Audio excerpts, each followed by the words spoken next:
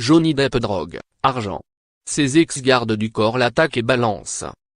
Johnny Depp n'en a visiblement pas fini avec les déboires judiciaires. Toujours en procès contre ses anciens managers de la société The Management Group, TMG, à qui elle réclame 25 millions de dollars pour mauvaise gestion de sa fortune, la star hollywoodienne doit désormais gérer un nouveau dossier, ses ex-gardes du corps l'attaquent en justice. À lire aussi.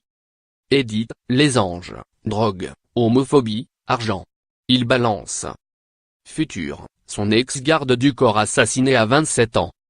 Kim Kardashian braqué, son ex-garde du corps Pascal Duvier brise le silence.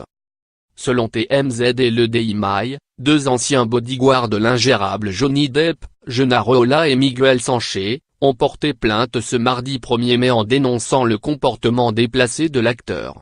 Ces deux hommes ont été au service de l'ex de Vanessa Paradis durant 2 ans, entre avril 2016 et janvier 2018, avant de claquer la porte.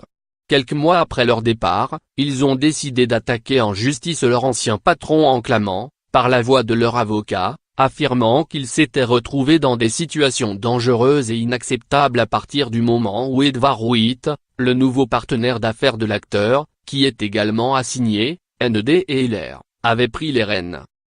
Dès lors qu'ils sont devenus des membres de l'équipe de sécurité de la maison, les deux gardes du corps affirment que Depp a commencé à abuser de la situation en les mettant des situations délicates et compromettantes.